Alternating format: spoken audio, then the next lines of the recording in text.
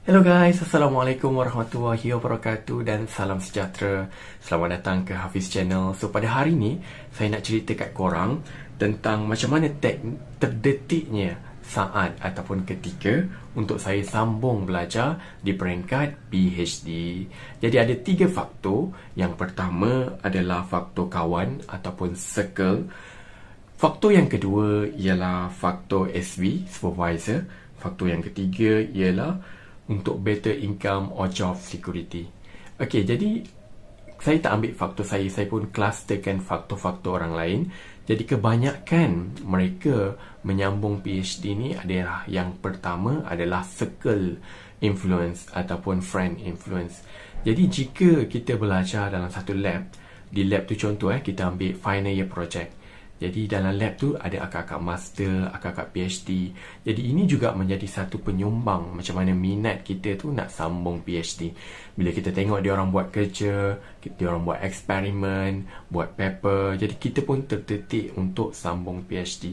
That one of the factor lah. Kalau kita disekelilingi oleh circle yang sambung PhD, akan banyak minat, kita akan lebih tertarik dengan untuk sambung belajar. Itu juga faktor yang pertama yang mainkan peranan yang penting macam mana saya boleh sambung PhD. Faktor yang kedua ialah supervisor influence. Jadi peranan supervisor ni mostly lah contoh dah nak habis final year project ataupun master project, dia akan tiba-tiba dia akan message kita, dia akan cakap, okay Hafiz, awak nak tak sambung PhD? Sebenarnya ramai sebenarnya at least jatuh kepada faktor ni, SV influence. Mereka akan cuba sedaya upaya untuk offer kepada kita. Sebab apa? Sebab sekarang ni susah nak dapat student. So faktor SV ni sangat penting. Tapi semuanya bergantung kepada awak untuk pilih topik, untuk pilih bidang yang awak minat. Okay. Dan faktor yang terakhir adalah ramai daripada kalangan PhD candidate ni, diorang akan bagi faktor ni, iaitu sebab sambung PhD ni dapat better income ataupun job security.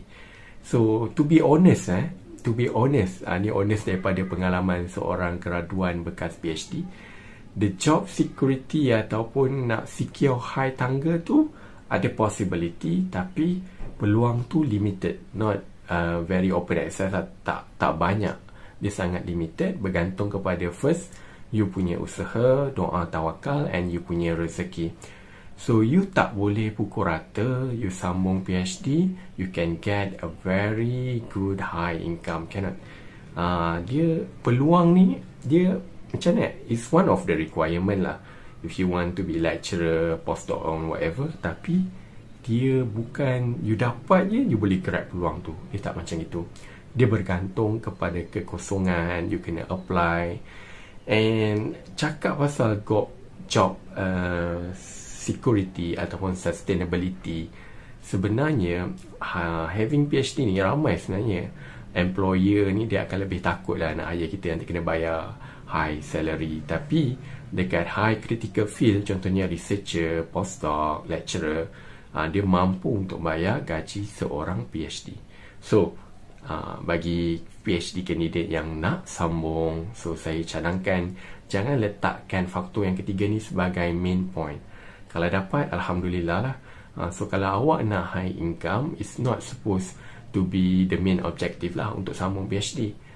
So nanti awak akan kecewa sebab reality dunia ni penuh dengan dugaan, duri dan sebagainya. Awak kena tempuhi semua tu.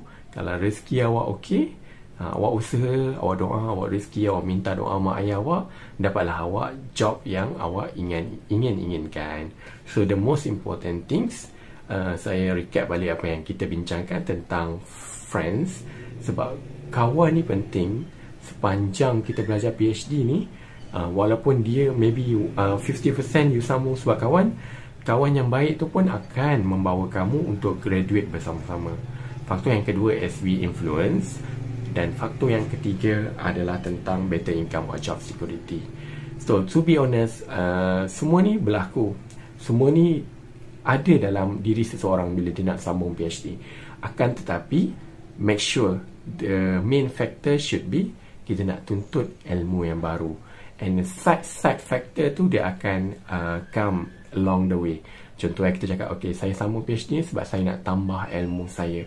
And along the way, mungkin sebab okay, saya ada kawan ni, saya minat tengok cara dia bekerja, SB pun ada offer saya, dan maybe in the future, saya akan dapat better income or better job security.